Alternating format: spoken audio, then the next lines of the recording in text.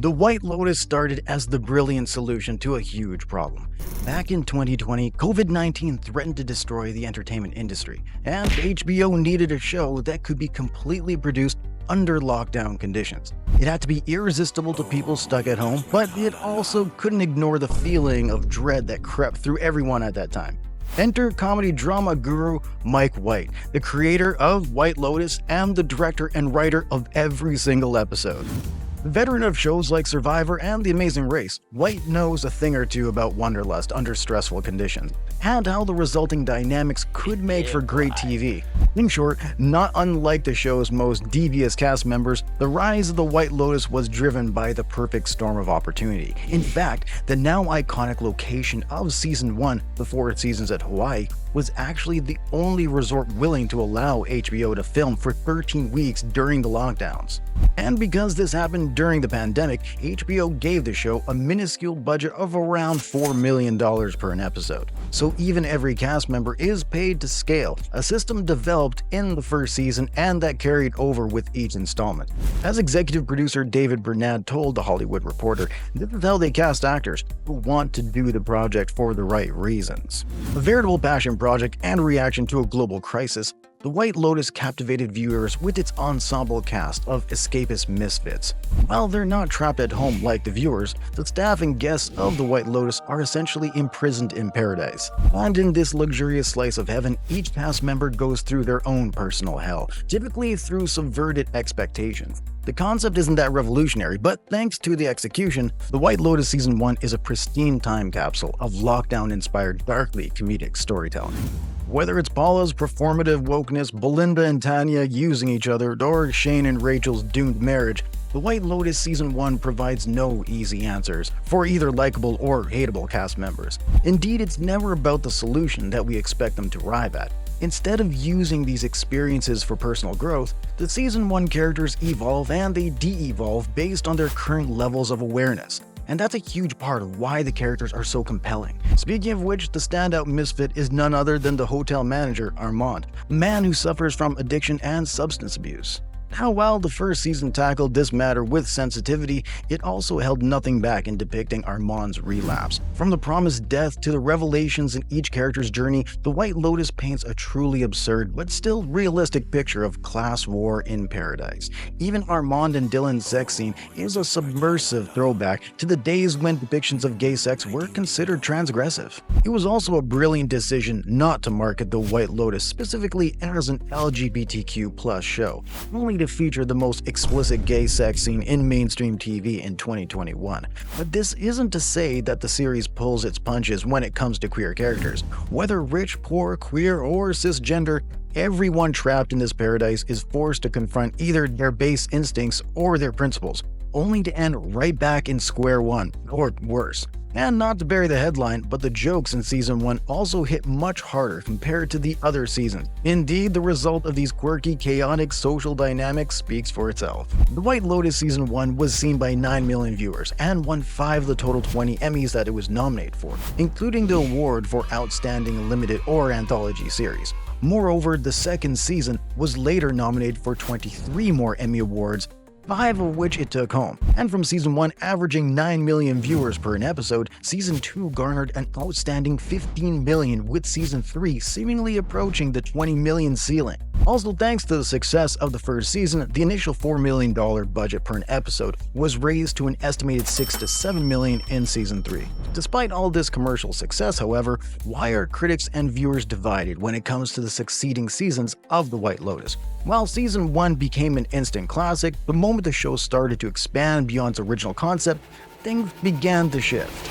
The creative decline of The White Lotus is yet another case of an initially groundbreaking show becoming too successful for its own good.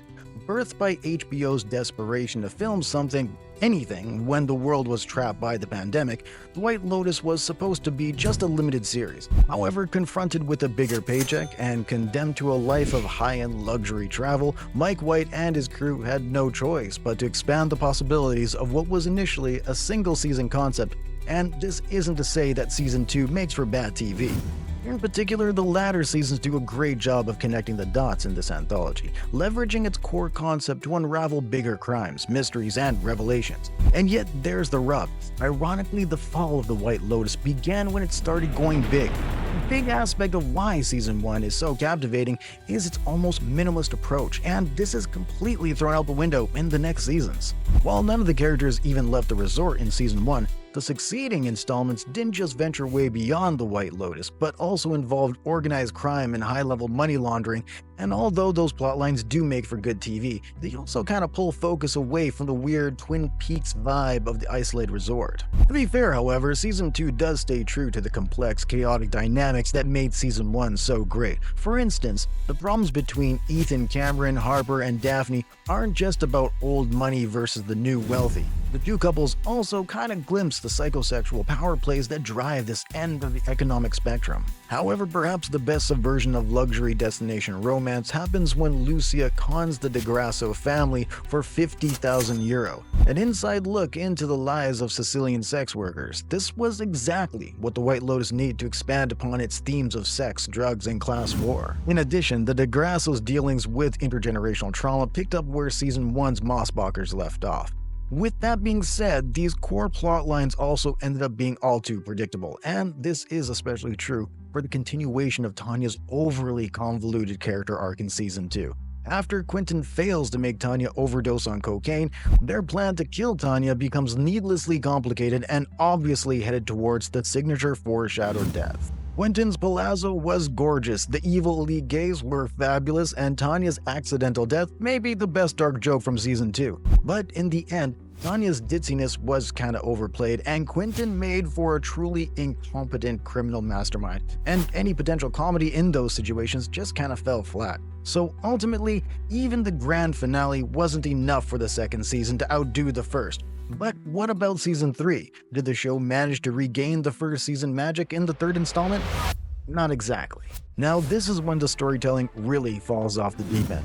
Due to the over 2-year gap between Seasons 2 and 3, expectations were pretty high for the third installment, and this only made the fall of the White Lotus harder for longtime viewers. Despite the third season having the same formula of unleashing crazy rich tourists in an exotic paradise, it just doesn't measure up to the previous seasons, whether in terms of drama or comedy. For starters, the two most interesting characters have long drawn-out arcs. First, although Timothy's money laundering woes are initially compelling, he also spends several episodes doing really nothing to advance the plot. And second, the same is true for Rick. Even though Rick's fate and the revelations about his father made the finale awesome, he and Timothy's stories could have been wrapped up 2 or 3 episodes earlier. Instead, we get extended shots of the teens and the 3 rich ladies partying in Thailand. Beats that ultimately go nowhere. And as shocking as it was to see Saxon and Lachlan's incest scene, it just kinda fell flat because it also doesn't really add anything to their narratives. Moreover, while Guy Talk and Mook's romantic subplot have its moments, it just feels like an excuse to include Blackpink's Lisa in the cast.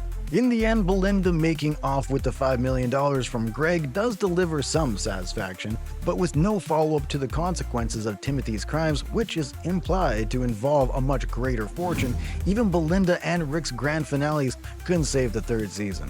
To be fair, the show's cinematography is at its peak in Season 3, but a finely produced mood board scarcely compares to the complex dynamics and superior storytelling of Seasons 1 and 2. So, even though The White Lotus has only gotten more successful with each new season, longtime viewers can't really help but be nostalgic about the very first episodes. Not surprisingly, however, thanks to the popularity of Season 3, it's confirmed that the show is getting a 4th season. But given how The White Lotus has de-evolved into a pristinely produced soap opera, could Season 4 actually fix the show's problems?